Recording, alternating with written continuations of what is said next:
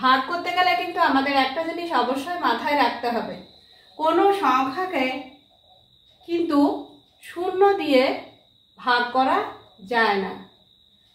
যেমন আমি এখানে 5 লিখলাম, 5কে কি আমি শূন্য দিয়ে ভাগ করতে পারবো? পারবো না। কেন পারবো না? কারণ এমন কোনো সংখ্যা নেই যে সেই সংখ্যাকে শূন্য দিয়ে গুণ করলে 5 সংখ্যাটি আসবে। তাই 5 সংখ্যাটিকে শূন্য দিয়ে ভাগ করা যায় না। শুধু 5 কেন, যে কোনো সংখ্যাকেই শূন্য দিয়ে ভাগ করা যায় না, সংখ্যাটি অসংগত।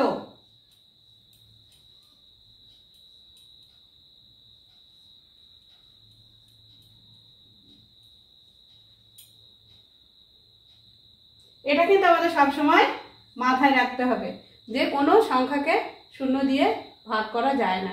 তোমরা বন্ধুরা এই চিহ্নটা দেখে নিশ্চয়ই বুঝতে পারছো কি চিহ্ন? এটা হচ্ছে ভাগ চিহ্ন। এই ভাগ কথার অর্থ কি? এই ভাগ কথার অর্থ হলো আমরা যে কোনো জিনিস ভাগাভাগি করে নিই। এই ভাগাভাগি কথার অর্থ হলো ভাগ করা। তাহলে তোমরা বন্ধুরা যে কোনো জিনিস পেলে তোমরা ভাগাভাগি করে খাও, তাই না? তবে ভাগ অঙ্ক না শিখেই কিন্তু ভাগ করে খাও। কিভাবে? আমি কিন্তু সেটাই দেখাবো। এই যে ভাগ করে খাওয়া, এই ভাগ করে খাওয়ার অর্থ হচ্ছে মিলেমিশে বেটে খাওয়া, আর বেটে কথার অর্থ হচ্ছে ভাগ করে খাওয়া।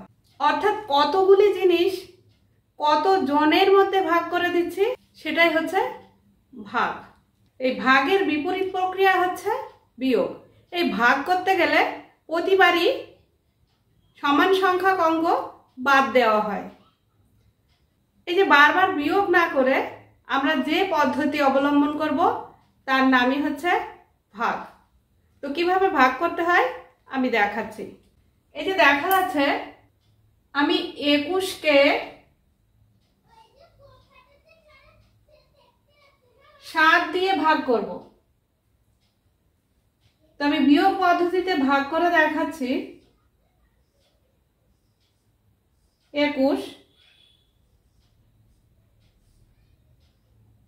7 আর কত হলে 11 হয়? 4, 1 নামবে, আবার 7, আবার 7 নামলো।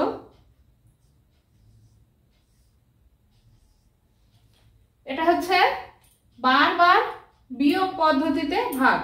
এই যে একবার, দুইবার,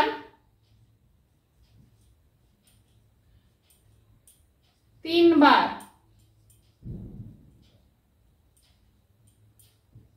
এই যে আমি বারবার বিয়োগ করলাম, এই বারবার বিয়োগ না করেও ভাগ করা যায়। কিভাবে?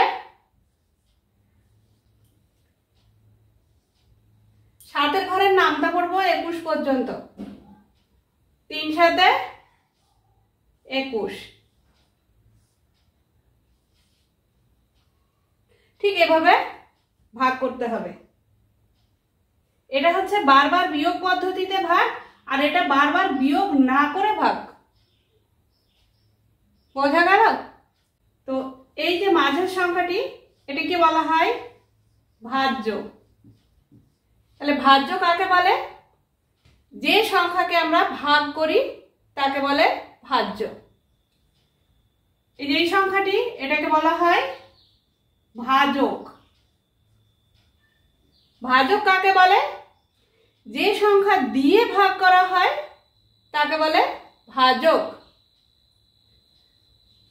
এই যে সংখ্যাটি, এটাকে বলা হয় ভাগফল।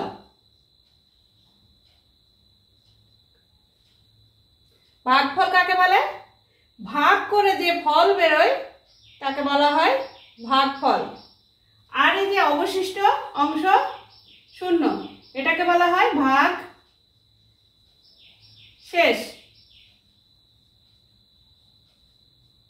বা অবশিষ্ট অংশ। ভাগ করে যে অংশটা অবশিষ্ট থাকে তাকে বলা হয় ভাগ শেষ। তো বন্ধুরা এভাবেই ভাগ করতে হবে।